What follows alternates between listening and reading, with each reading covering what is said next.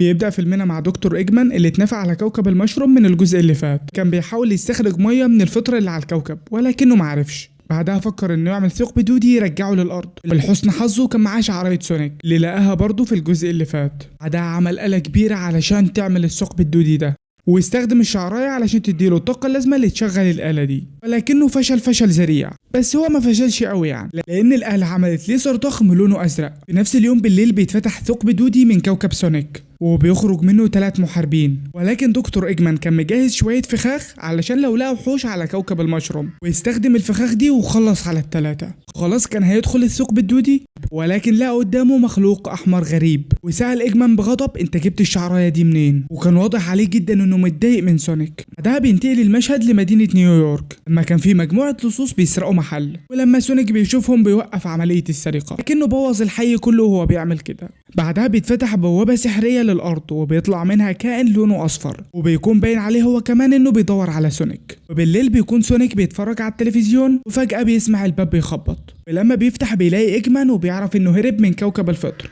فبيجري علشان يضربه، ولكن بيظهر الكائن الأحمر وبيضرب سونيك، وبيكون واضح إنه أقوى من سونيك بكتير. بعدها بيضربه تاني وبيكسر البيت، بيمسكه وبيقول له فين جوهرة القوة بتاع القبيلة، ولكن سونيك أصلا ما بيبقاش عارف هو بيتكلم عن إيه. بعدها بتيجي عربية شرطة وبتضرب الكائن الأحمر، والكائن الأصفر اللي شفناه في أول الفيديو هو اللي كان سايقها واسمه تيلز. بعدها بيهربوا، وتيلز بيقول لسونيك ان الكائن الاحمر ده اسمه ناكلز، وانه عايز حاجه اسمها جوهره القوه، ودي لو خدها هيبقى اقوى واحد في المجره. ولكن ناكلز بيلحقهم، وتيلز بيضطر انه يوقع العربيه من على الجبل وبياخد سونيك وبيهرب. بعدها دكتور إيجمان بيبعت رساله للمساعد بتاعه اللي بيفرح جدا لما بيعرف ان إيجمان رجع، وبيبعت له كل الآلات والروبوتات بتاعته. بعدها إيجمان بيطلع ناكلز من على الجبل، بيعمل معاه الاتفاق ده هو انه يساعده يلاقي جوهرة القوة في مقابل انه ياخد سونيك يعمل عليه تجارب. بعدها سونيك بيروح لصديقه توم وبياخد الخريطة اللي البومة ادتها له في الجزء الاول، ويلاقيها نورت وطلع منها صورة افتراضية للبومة اللي بتقول له انه جوهرة القوة بتحول الخيال لحقيقة، وانها لازم ما تقعش في ايد حد شرير. بعدها سونيك بيقرر انه يلاقي الجوهره دي قبل ناكلز، وبيكتشف من الخريطه اللي معاه ان البوصله اللي بتودي للجوهره دي موجوده في سيبيريا. بيفتح بوابه سحريه بواسطه واحد من الخواتم اللي معاه وبيروح هو وتيلز. بعدها بيلاقوا بار وبيدخلوه، ولكن بيلاقوا ان الناس اللي هناك بيتكلموا لغه مختلفه عن لغتهم. بيستخدم تيلز جهاز الترجمه اللي معاه، لكنه بيحصل له خلل وبيشتم صاحبه البار، وكله بيجي علشان يضرب سونيك وتيلز، ولكن تيلز بيصلحه في اخر لحظه وبيتفاهم معاهم. وبعدها بيحتفلوا سوا وبيمشوا. تيلز بيقول لسونيك انه سعيد جدا انه لقاه، وده لان تيلز كان صديق سونيك في الطفوله. تاني يوم بيروحوا يدوروا على مكان البوصله اللي هتوديهم للجوهره، وبيلاقوا مكان غريب مرسوم عليه صورة البومة، ولقوا كلام مكتوب على البوابة اتضح انها قصة الجوهرة. القصة بتقول ان الجوهرة كانت في الاساس 7 جواهر، لكن تم دمجهم مع بعض وده خلاها تدي قوة كبيرة جدا. علشان كده المحاربين دول قرروا يخبوها في مكان بعيد، والمكان ده كان هو كوكب الارض. بعدها البوابة بتفتح وبيدخلوا وبيلاقوا تمثال كبير لبومة وعليه شوية رموز، وبيعرف ان دي كلمة سر، وبيلاقي كلمة السر الحقيقية موجودة على الخريطة، فبيكتبها وبيظهر لهم البوصلة، وبيظهر ناكلز وإيجمان كمان علشان ياخدوها، وبيحدث صاروخ ولكن سونيك بيتفاداه وبيخرج من الكهف. ولكن ناكلز وروبوتات إيجمان كانوا بيطاردوه، وبتضرب عليه صاروخ وبتوقعه من على الجبل، والخواتم السحرية كلها بتقع منه. وساعتها ناكلز بيكون واقف قدام سونيك، فبيقول له سونيك انت ليه بتكرهني كده؟ فناكلز بيرد عليه وبيقول له انه فقد عيلته كلها بسببه، وده لما كان خارج في رحلة صيد مع القبيلة بتاعته ورجع ما لقاش البومة اللي ربته. والواضح كده ان البومة دي هي اللي ماتت في الجزء الاول، واللي ضحت بحياتها علشان تنقذ سونيك. ولكن بيقطع كلامهم تيلز اللي ربط ناكلز، وده علشان يساعد سونيك يهرب.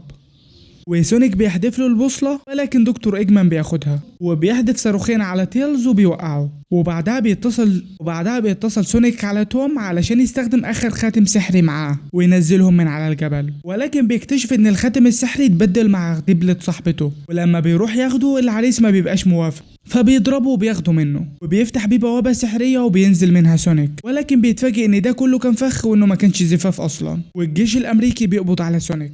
نرجع لإيجمان وناكلز اللي راحوا لمكان البوابة، ولما حطوا البوصلة طلع لهم ليزر قوي جدا. نرجع لسونيك اللي هرب من السجن بمساعدة توم، واللي برضه شاف الشعاع وراح علشان يمنع إيجمان من انه ياخد الجوهرة، ولكن الامواج كانت عالية جدا وبتوقعه على الشط.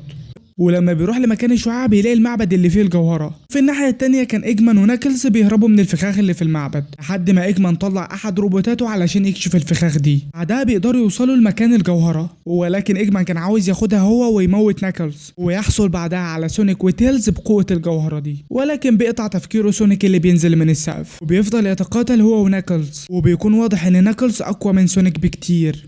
وبيقطع قتالهم دكتور ايجمان اللي كان راح ياخد الجوهرة، وناكلز بيقول له ان ده ما كانش اتفاقنا. فبيضحك دكتور ايجمان وبيقول له كدبة ابريل. بعدها بياخد الجوهرة والمعبد بيقع وفي صخرة كبيرة بتقع على ناكلز، ولكن سونيك بينقذه.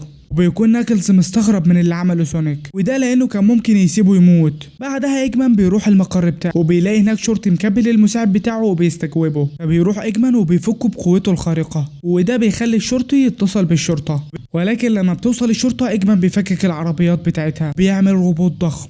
بعدها بيوصل سونيك وتيلز وناكلز بيكون انضم ليهم، وده علشان يواجهوا ايجمان، وبيتفاجئوا بالروبوت اللي عمال يدمر في المدينه. بعدها ناكلز بيقول لهم انهم لازم يشتتوا ايجمان لان الروبوت ده مصنوع من الجوهره ومستحيل حد يدمره من غير ما ياخدوا الجوهره. بعدها سونيك بيشتت الروبوت وتيلز بيدخل جوه وبيعمل نسخ منه علشان يشتت ايجمان. بعدها ناكلز بيضربه وبيخرج الجوهره من جسمه، ولكن الروبوت بيكون لسه شغال. بياخد سونيك الجوهره وبيلاقيها اتكسرت، ولكنها بتتحول للسبع جواهر اللي كونت الجوهره دي وبتدخل في جسم سونيك، وبيتحول بعدها للون الاصفر وبيكون قوي جدا وبيقدر يدمر الروبوت بتاع ايجمان. ولما بينزل ناكلز بياخد السبع جواهر ويحولهم لجوهرة القوة، وبيتعهدوا انهم يحموها من الاشرار وبالمرة يشتركوا في القناة. ما تنساش تشترك زيهم علشان يوصلك كل فيديوهاتنا اللي جاية.